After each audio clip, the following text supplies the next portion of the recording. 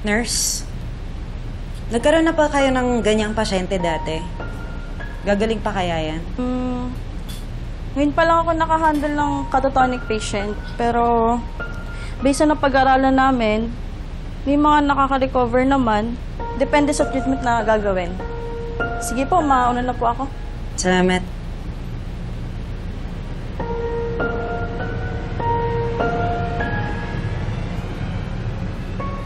Deserve mo yan. Sana nga hindi ka na gumaling eh. Sana ganyan ka na forever. Kulang pa yan sa mga pagpapahirap mo kay Miss May.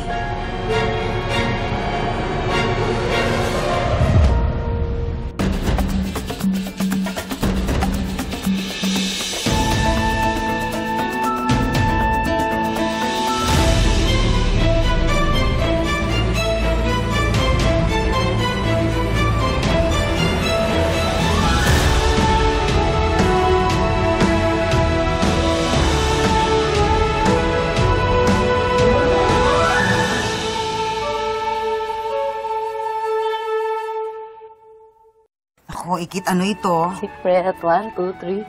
Surprise! Oy. Ang sagay, uy. Ginawa mo lahat ito para sa akin? Yes po. Ay, nako. Gusto ko po kasi maging special yung huling araw ko dito sa Pilipinas. Siyempre, kasama ko po yung isa sa pinaka-special na tao sa akin.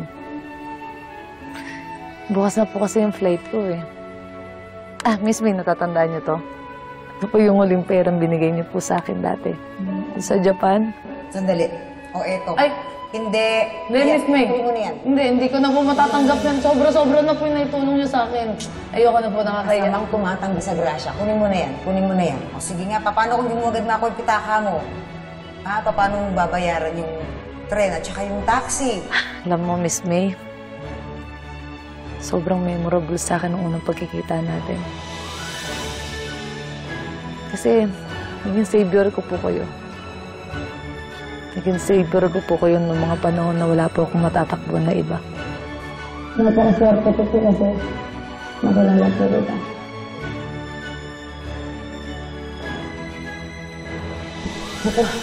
Alam mo, masaya din ako kasi nakilala kita. Meron pa po dito. Tara.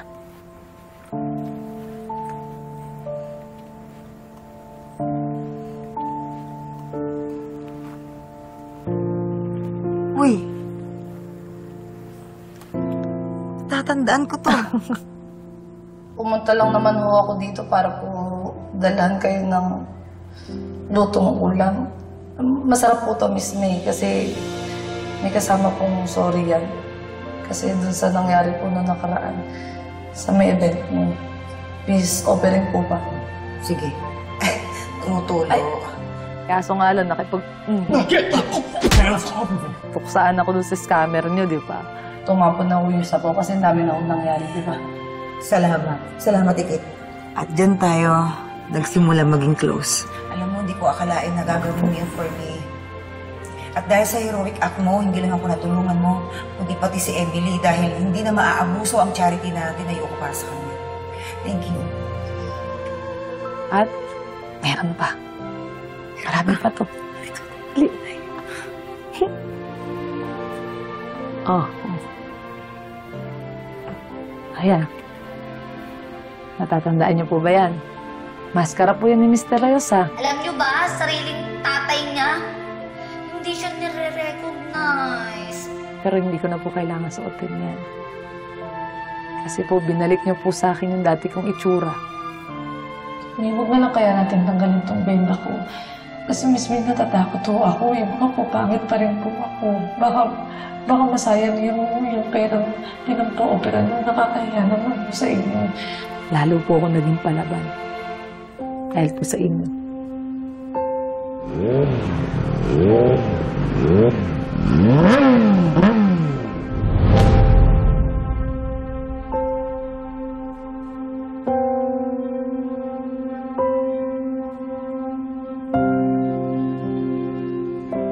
Sige. At tinuruan mo ako maging matapang, Ikit. Ang huling member ng Board of Directors, ang taong tumulong sa akin para muling makabangon. I'm sure you all know kung sino ako. Dahil kasama kita. May Smith, new board member. Natalo natin ang mga kalaban. Alive and in the flesh. Meron pa po. Tara. 1, 2, 3.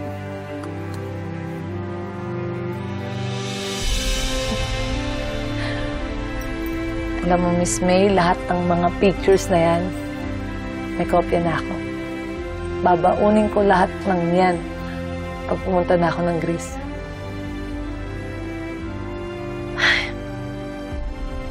Miss May, tabi mo yan sa pagtulog mo, ah. Yun din yung gagawin ko, eh. Para kapag na-miss natin yung isa't isa, ay tignan lang natin, eh, di parang magkasama na rin ho tayo.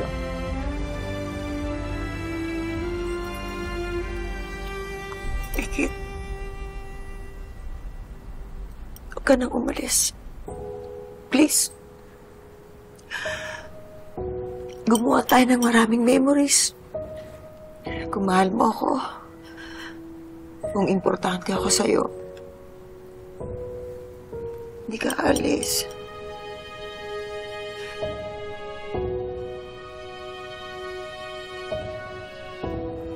Ikit, alam ko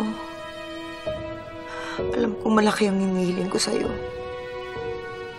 Pero kasi, hindi ko pa nga nakikita yung anak ko. Eto ka na naman, papaalam. Pakiramdam ko I'm losing a daughter all over again. Huwag mong isipin yan, okay? Hindi kita iiwanan. Nandito lang ako palagi.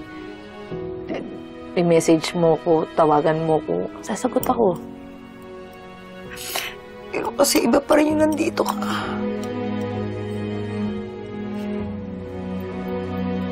Siguro sa umpisa lang naman yun, Miss May. Sasanay din tayo. Alam mo, Miss May, sa lahat ng mga natutunan ko, sa lahat ng pinagdaanan natin, magiging matatag. Kahit anong pagsubok, walang susuko. Kesyo may mawalang importanteng tao sa buhay natin, kailangan natin magpatuloy. Ngayon pa lang alam ko na malayo mararating mo. Na proud ako sa'yo. Huwag ka mag-alala. Para hindi naman ako malungkot. Kakariling ko yung pag-asikaso sa resort. Kami ng mga anak ko. At tutulungan ko din yung mga kadimoy mo para pagbalik mo dito, may pagmalaki mo naman ako. Huwag mo sabihin yan. Ngayon pa lang, dati pa, pinagmamalaki ko na po kayo.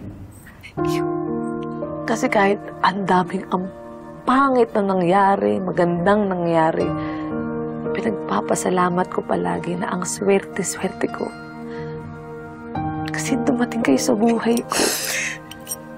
Kayo yung pinakamagandang nangyari sa buong buhay ko. Binuo niyo po ako. I love you, Miss May.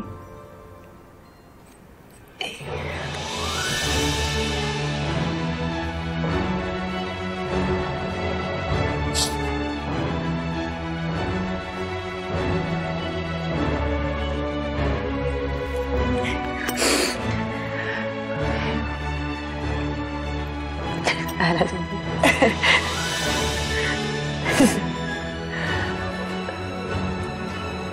Mamimiss kita, Miss May. Mamimiss kita. Mamimiss ka namin. Iingat ka lagi. Palagi.